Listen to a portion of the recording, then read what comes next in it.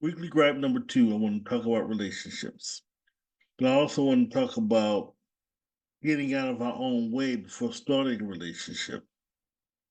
No relationship is perfect. And a lot of times when there's a breakup, it's not usually just the one person. I'm not talking about chronic cheaters. I'm not talking about abusers. Those are different animals. I'm just talking about somebody messed up somewhere and the relationship just didn't recover, and one thing leads to another, and then one and done. Relationships such as, well, like for example, you guys just argue a lot. Um, Someone did cheat in the past, and you just never got over it. Um, there's fights about money. There's fights about, I'm just getting tired of you.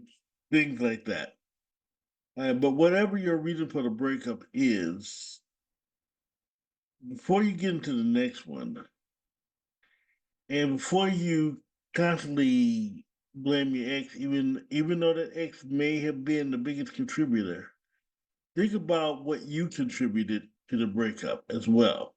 See, we never think about we always talk about what we contribute to the relationship, but we never talk about things that might have contributed to the breakup. Because your partner all of a sudden is acting a certain way and is not always an outside force.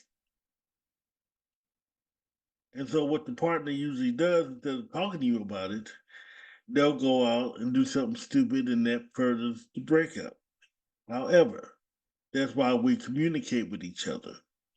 Communication usually helps for the breakup. But, like I say, things happen, breakups happen. So, evaluate what you could you have done. What traits do you have to turn other people off? I mean, none of us are perfect. I know I have quite a few traits that might turn some people off, as others might have traits to turn some people off.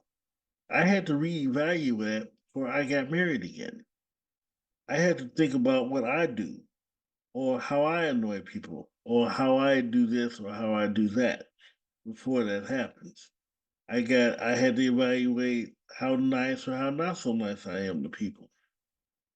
It's just little things like that. But no, but what I see a lot, especially online, and and I see a few, just not everyone, but a few of my single friends. Men are stupid, women are stupid. You know, they just can't meet me halfway. They can't. Well, here's the problem. What are you doing to meet them halfway? And I'm not talking about giving out money. I'm not talking about sex. I'm not talking about the normal suspects of things. I'm talking about, what are you contributing from yourself? Are you being a little nicer? Or are you allowing the next person to be themselves while they're allowing you to be yourself? Um, are you controlling? Are you overbearing? Do you like to take charge all the time? It's just little things like that we just have to evaluate. And once we understand that, and once we get a hold of that, then we can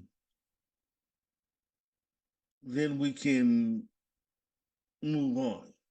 But see, here's the other problem. We get so into ourselves to where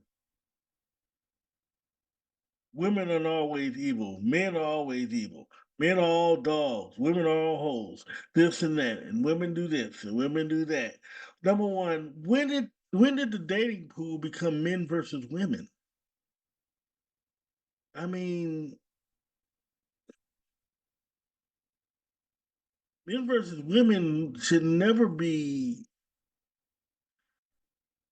If you look, Again, none of us are perfect. We're looking for us in other people. You can't do that. You can't find yourself in another person, and by the time you do, you're gonna be beefing with them because you're fighting with yourself.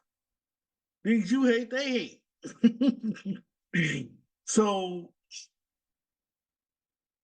quit fighting with what could be your future mate. Quit. We need to stop this war. You have men talking about, well, women need to dress like this and they need to look like this and they need to act like this. Women over here talking about, I don't want to go to the Cheesecake Factory. They got to make this type of money. They got to make that type of money. They got to, you know, you got. When are we going to come together and just sit down and just have an honest conversation about what each other wants? Now, here's what's going to actually turn some people off. When we have this conversation, sex can be on the table. Money can be on the table. What do you want? You, as far as kids, as far as relationship situation, what do you like? Because see, nowadays, people don't date anymore. People don't go out anymore, or they're very selective about where they want to go out. Um, or is a rush to how quickly I can get you in the bed. When you get to be a certain age, all that stuff just becomes too old. All that stuff just becomes dry because, see, at the end of the day, that man or that woman you lay down with, what do you have in common after that? And this is why you have a conversation. This is why we get angry with each other about silly things. So we never took the time to get to know each other. I've been guilty of that. A lot of people are guilty of that. Now, and to me personally, I do speak from personal experience as well as experiences I've had with others. And I regret a lot of the mistakes that I make. That's why I'm talking about it now. We need to really stop this man versus woman thing. First thing we need to do is apologize to ourselves for allowing ourselves to be in situations we know weren't good for us. We have to forgive ourselves for that.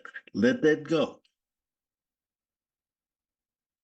Next, and I know this part is hard. If you did contribute, or whether you don't, if you did feel you contributed to the last breakup, you have to forgive yourself for that.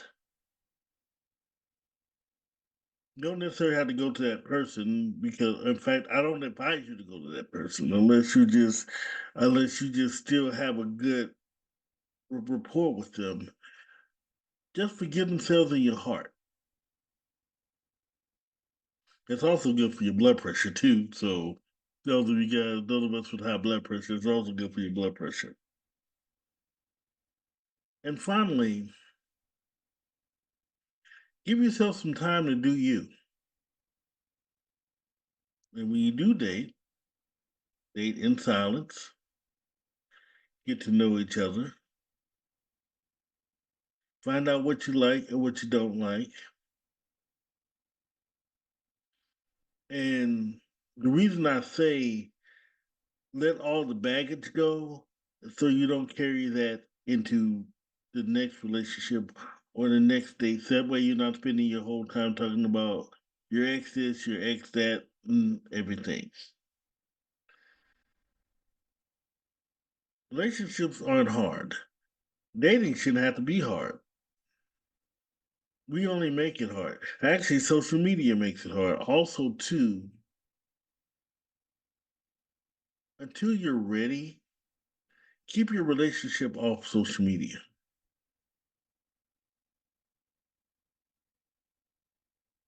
Oh, and finally, I'm going to say one more thing, and this is actually more towards towards the men. Men gonna get mad at me, but I'm sorry. I'm about to piss some of my fellow brothers off. I have a lot of chronically single friends, single female friends out there online. And all they've been doing is trying to find a good man. Every time they try to find a good man, again, to quote one of my authors, they always think it's draws dropping season, or there's some type of there's some type of they act jerkins in some type of way that goes back into my communication. How can you have a partner you're having sex with, but she can't call you with her tires flat?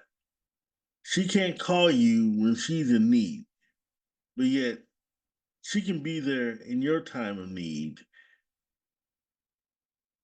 whether it's money or whether you're stranded on the side of the road, things like that.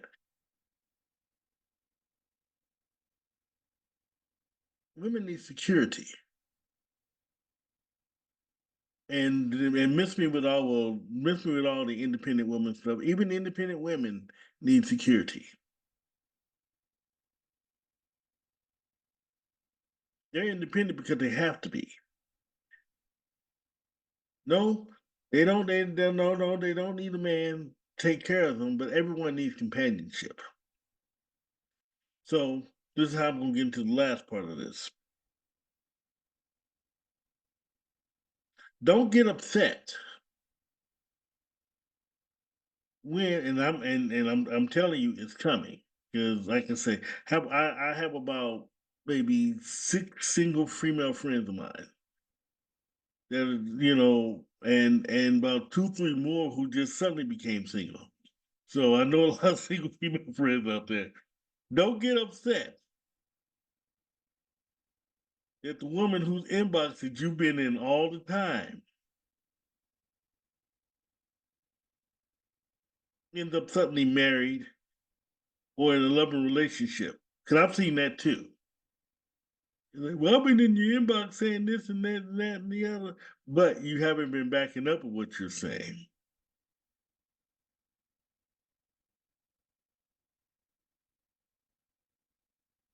Where were you when their car was breaking down? Where were you when he was short and need to pay some bills? And there was really only one.